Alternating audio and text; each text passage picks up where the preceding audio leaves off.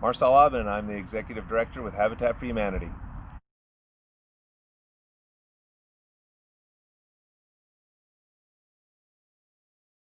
Um, so Habitat for Humanity serves all families really because we have 23 partner families that are in home ownership and have done their 500-hour volunteer hours with us and are a big part of what makes Habitat and the reason that we do what we do.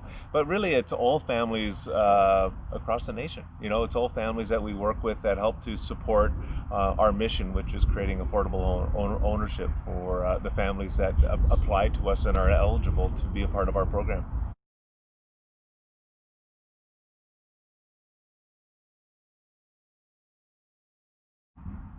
So Habitat for Humanity works with families in the community and gives them an opportunity for affordable home ownership. And you're probably wondering how we do that. And families will apply, and it's a very extensive process. Actually, the application, it could take 3 to 4 months long, and we get extensive applicants. And so these families are often coming from situations in their homes that are not necessarily as livable that you and I may see. And so we help them through that process, and certainly we would love to give homes to as many families as we can. And unfortunately, through that process, we ended up with select families that obviously are accepted. But really, what it does, it comes down to the program. It's first and foremost is a willingness to work with Habitat for Humanity. And we really don't think we ask too much in that. And then the second part is just the 500 hours of volunteer service. And I think a lot of everyone understands that Habitat for Humanity, there is that volunteerism. Many of our nonprofits are similar that way. We rely on our volunteers. But what we do is we really diversify that volunteerism, and so that in those 500 hours that they need to provide back, because it is this giving and reciprocating relationship, it's diversified. It's not just that one individual. It's their family. It's their extended family. It's friends. It's everyone they bring into the circle, and then that group then works in the community, looks for ways to give back to community with their local churches, with their community organizations, nonprofit, whatever it may be. And we just keep track of those hours. Usually within the year, we do these quarterly check-ins, and we just want to we want them to be successful, right? And it's about giving back. And one quick example was one of the moms that was part of the one of the new partner families there. She was knitting in that, and so we were able to take like all of her knitting, and I think it was maybe 50 hours that we were able to accept, and we use that knitting as part of, like, as gifts, as part of that relationship building, and so we really try to take the excuse out of it, because it's like there's so many opportunities to give back to community. And so maybe there's something you haven't done in some time and something you've been passionate about, but we've made excuses to not really get out there. And so here's an opportunity for those families.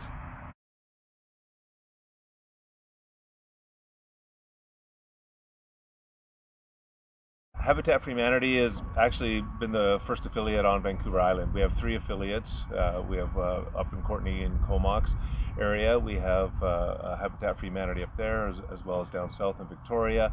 But mid Vancouver Island, we were actually the first affiliate on the island. We're back in 1994, and we've been around. Our Nanaimo Restore here has been in operation for about 20 years now, and so it's a huge revenue source. It's our social enterprise, and really feeds a lot of our ideas and the visioning around building home ownership here in Nanaimo. Our most recent build is completed down in Duncan, because our catchment area is very vast. We're all the way north to Bowser and all the way south to, it's called Cooksila Road down in Duncan there, and then all the way west to Tofino. And so certainly we don't have necessarily the capacity to be able to reach all those areas. Definitely in conversation and supporting those communities as best as we can. But our Duncan build right now, we completed the duplex, and both those families are in, and we're well on our way now with the sixplex, and it's our first multi-unit of this magnitude, and we're quite excited to keep that rolling.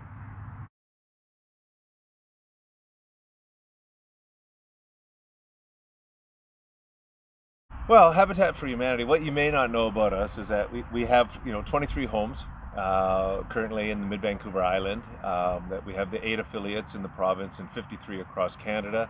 And Habitat for Humanity is really well known. It's one of the strongest brand names out there, and often I'll compare it to even Coca-Cola. I mean, like, people know about Habitat for Humanity, but they may not know that we're in 70 countries around the world.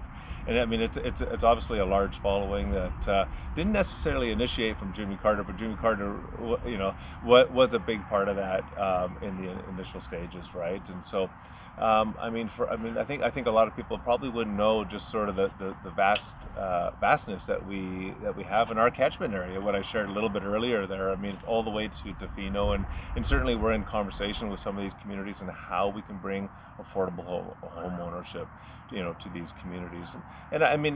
Really, I think a lot of everyone probably doesn't recognize that 30% threshold that we work with to keep making it affordable for our families.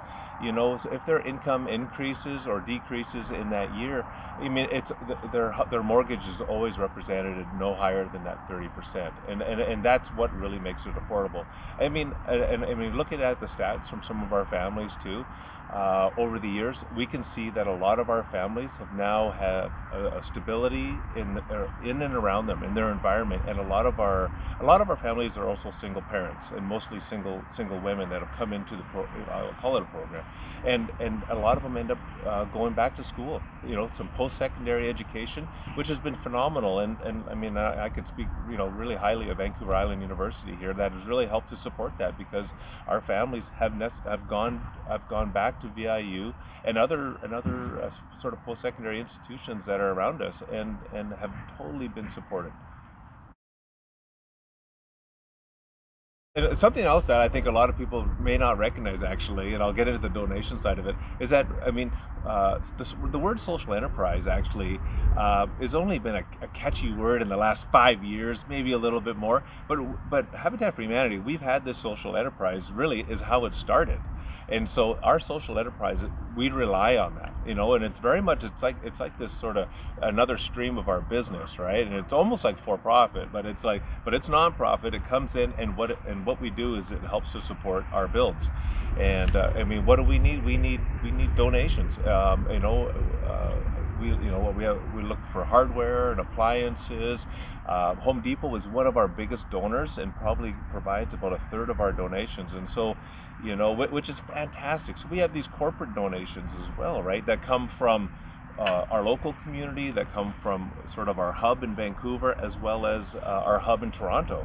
And so we're well connected, but that doesn't mean that we're not connected. We're still looking for connections. We still need those relationships, whether it be corporate donors or individual donors, and we certainly have individual donors that reach out with cash donations and so forth. And we need that in order to build. And I'm always open, or our team is always open to sort of bringing clarification into some of the work that we do, and ways that we can support our families, right? And so, yeah, it's quite an exciting program that because it's one of a kind. I mean, there's certainly subsidized housing, and there's lower income families that fit certain programs, and for us, you need to be employed for 3 years. You need to fit some financial parameters that are in there. So the program isn't for everyone, but it does fit a lot of our families that are looking for that sort of